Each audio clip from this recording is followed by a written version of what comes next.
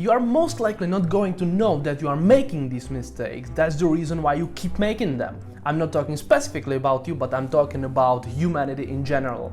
Because in my observings, I've seen many people doing those mistakes and never being aware of them. But there is a reason how to find out. Let's dive in. You have to find out throughout observing other people. Are they going along with you very well? Like they are spending enough time with you, they are contacting you voluntarily, they are talking to you about the deep stuff.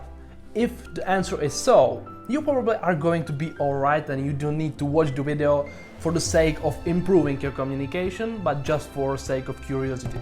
But if you feel that something is missing over there in the communications, like when there is something, when the people don't want to be with you or interact with you on a deeper basis, like they are not smiling enough, they are not interacting well with you, they are not having this open, warm feeling around you. If there is something like that in your communication, there's probably a chance that you are having some of these mistakes. And we will dig deeper into observing and determining that in another video. But today we are going to speak about the mistakes that possibly are being done in a communication. But to find out that you are having these mistakes, you really have to critically look at your behavior, at your communication style, and then deciding whether there is some of these mistakes, because every human being feels like their communication is bulletproof, they are awesome, perfect, and other people are idiots. It never works like that. We have to critically look at our behavior and then we will find out whether we are doing something wrong. But that's another point in the video, but let's dive in right now. Hi everybody, Semerad here. I'm a body language coach, communication coach specializing in body language. And on this channel, I'm teaching people how to improve communication, increase influence, and strengthen relationships by tips from practical psychology and day-to-day observation. In this video, we are going to talk about communication mistakes, but on this channel, generally, we speak about communication influence, body language analysis, and stuff like that. So if you're interested in something like that, definitely smash the subscribe button and the bell thing, and let's dive into the video. So the first point, the major, super interesting, important one, is that you are not bringing your authenticity into the communication. You are not bringing what is unique about you. And we are being liked and loved based on our uniqueness. Nobody wants copies. Nobody wants someone else. People want you.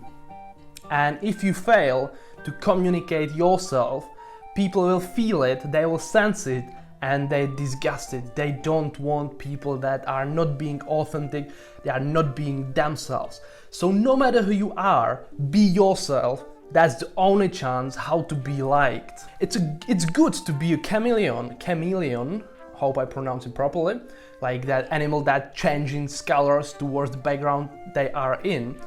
But you need to make it on the background of your authenticity. We will talk about it this month in the video about changing a little bit your personality and how can increase it your influence. But being only a chameleon doesn't work in a communication. The second, very, very important, and I experienced it lately, and that is also the cornerstone of this video, why I decided to make that video. And the mistake is avoid labeling, categorizing, and closing the sentences and describing someone in a single terms. It's a very annoying if it's negative, and very making people uncomfortable when it's positive. So don't ever do it. And about the story, that is the cornerstone, and as I mentioned that I've been working for one client. It's been an international work and I've been helping them, and the cooperation didn't work very well for us, for both sides. And the problem, when I did something else than they didn't ask, like we didn't correctly understood on a task, and I did something else, they imagine I will do something else, and they start labeling me like you are impatient, you did it wrong, you did it, and they labeled me, they categorized me, and because it was negative, it was horrible. I really didn't like that, so I terminated that cooperation because had no sense, it wasn't vital for me, vital for them.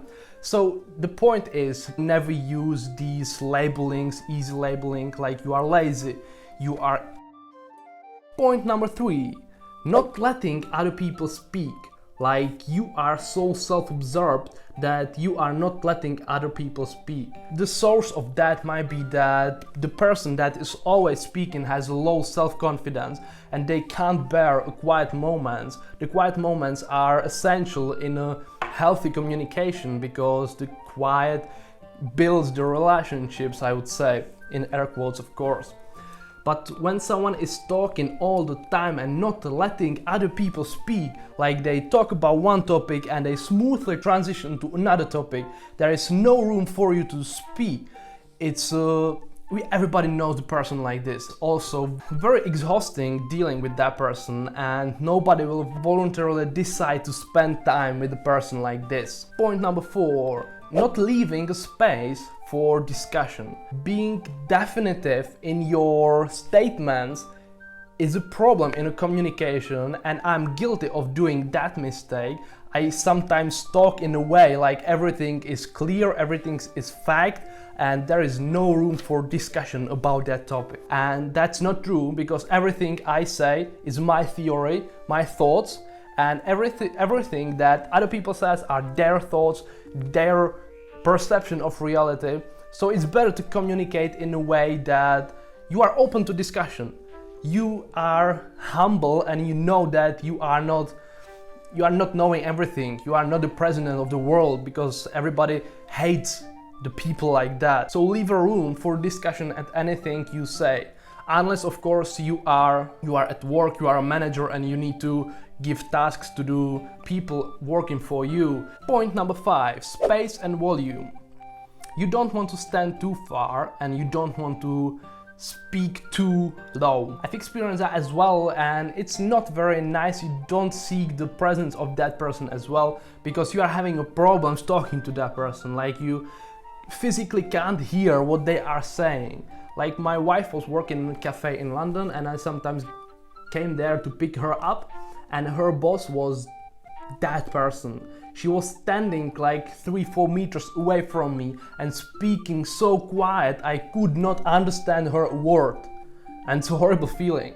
And it was even before the age of masks and respirators and those crazy things we are wearing on a head that are also making us quieter. It's better to speak up, not shouting. It's also not very nice, but talking on a little bit louder tone, and you'll be good. And we listed all the mistakes I wanted to go through. There are tons of them. Is there any mistake you find yourself guilty for? I did, so I hope you as well. And if you are feeling like that, please leave that in the comments. I'd be very happy hearing your mistakes in communication. And if you can list another one, I'd be also happy hearing that, because there are tons of other mistakes that people are making.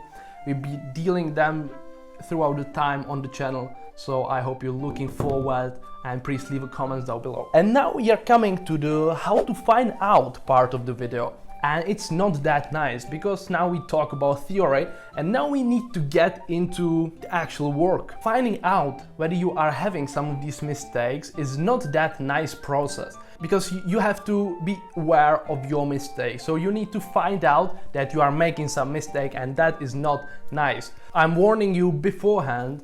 You might feel bad after trying to find out what mistakes are making, but it's totally worth it, because once you find out, you can start working on that and you can start improving, and that's a lot better feeling than it was beforehand. So the first, not that reliable method how to do it, is using critical retrospection, like going over your conversations. It would be better to see you on a camera talking to someone, but it's very unlikely some of you have the footages like this. You can go through your communicational styles. How do you communicate with people? How do you conversate with them? And then analyze your tactics and find out whether you are not doing some of these mistakes. But as I said, this method is not very reliable, because we tend to feel like we are perfect and we are not making any mistakes, but only the other people are making these mistakes.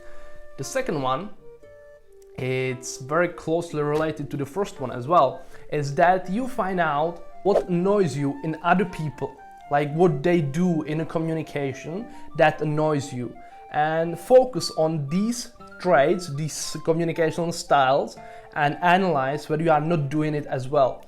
Because what burns you in other people's behavior is usually a mirror of your own behavior. And the third one, the most reliable one, but the most painful one, ask people around you about your communication style.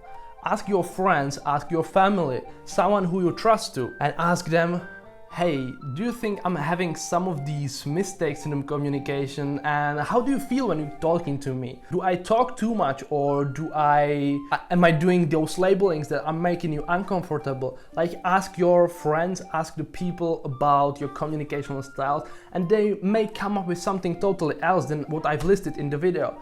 But whatever they say, you need to work on that when it's a recurring theme. Because all the goal of studying communication is to live your life better, make other people feel good with you so they want to spend more time with you.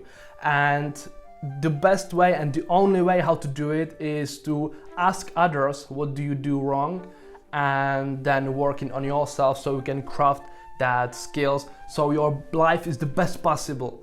Because when it all comes down, all we are striving for is to live a better life and dealing better with people, because it's basically what we do on an everyday basis. Communication is a cornerstone to everything in our lives. And now some action steps. When you've already found out what are your mistakes, what to do now. There is a video in the card someplace over there, and it's called How to Form a New Behavior. You can watch that and you can start working on those new behavioral skills, on those new communication styles. If you want personal help, please reach me at that email and we can talk about it. We can schedule some personal work with that. And just for notice, it's for free, so you can take advantage of that. It's still free. That's it for now. And if you are interested in body language a little bit more, in a communication a little bit more, there are some links down in the description where are my courses. For example, the body and mind reading, which is my best course I've ever made. It's about 6 hours long, and there's an ebook, a lot of videos, a lot of exercises. So if you are interested in something like that, definitely grab your copy down below. And there are some other courses, some of them are for free, some of them are paid. I'd be very happy if I can meet you in some of these courses and hopefully help you on a journey towards a better life by improving your communication. That's it for now, and see you. Bye.